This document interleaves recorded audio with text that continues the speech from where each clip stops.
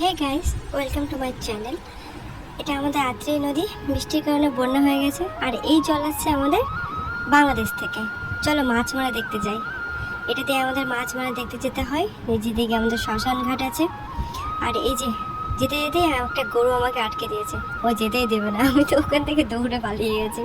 তারপর অনেক ওকে বোঝাচ্ছি, বলছি যে আমাকে যেতে দে, আমি তোকে কিচ্ছু করবো না। শুধু আমার কথাটা শুনছে, শুনে আবারও সে তার মতো করে ঘাস খেতে শুরু করে দিচ্ছে। অনেক কিছু বলে সাহস দেখিয়ে তাকে একটু আদর করতে গেলাম, আদরও করলাম, কিন্তু না, আমার আদরটা হয়তো পছন্দই হলো না, তাই মাথাটা আবারও ঘুরিয়ে দিল। যাই হোক, তারপর একটা লোক আসলো আর আমি দৌড়ে পালিয়ে গেলাম।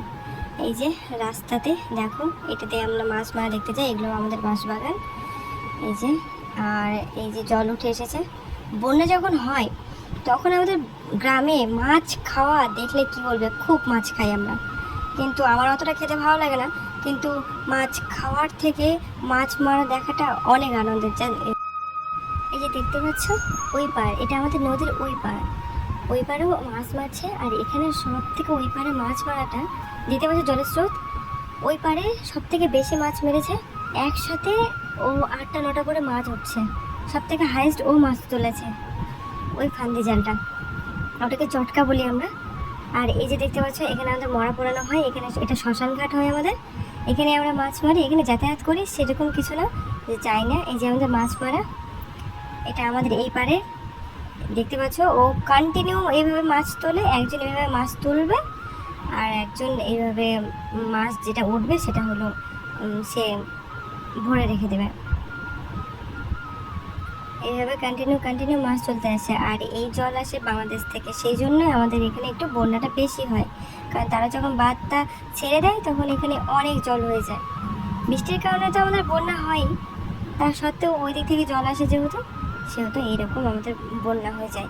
আর বন্যা হলে পরেই এই মাছ মারা দেখতে অনেকটা ইন্টারেস্টিং। আমি তো সকালবেলা উঠে ঘুম থেকে উঠে রানিং করে এসে সঙ্গে সঙ্গে চলে গেলাম ওখানে মাছ মারা দেখতে। ওখানে 2 ঘন্টা 3 ঘন্টা বসে থেকে মাছ মারা দেখে, হ্যাঁ, একদম চলে আসে বাড়িতে। যখন খিদে পাই তখন বাড়িতে চলে আসে মাছ টাছ নিয়ে। দেখতে পাচ্ছ জল অনেকটা ভরে গেছে। এই যে দেখতে পাচ্ছ একসাথে কতগুলো করে উঠছে, প্রত্যেকটা টানে টানে একটা করে মাছ, নয়তো 6-7টা করে মাছ উঠতেই আছে। আর এই মাছগুলো ওরা এক জায়গায় করে সবগুলো বিক্রি করে।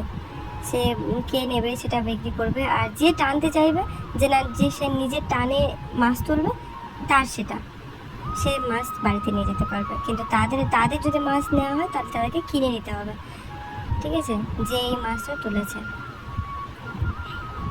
দেখতে পাচ্ছ এইভাবে সবসময় মাছ তুলে থাকি রোদে। এটা আজকে সকালে ছিল।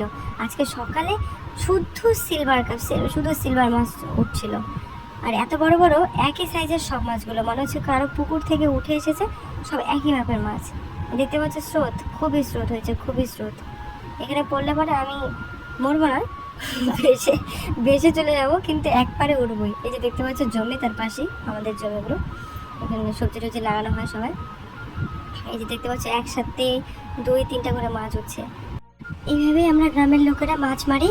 বন্যা হলে পরে জল আসলে খুবই আমরা এইভাবে মাছ মারি। যদি ভিডিওটি ভালো লাগে তাহলে লাইক অ্যান্ড শেয়ার।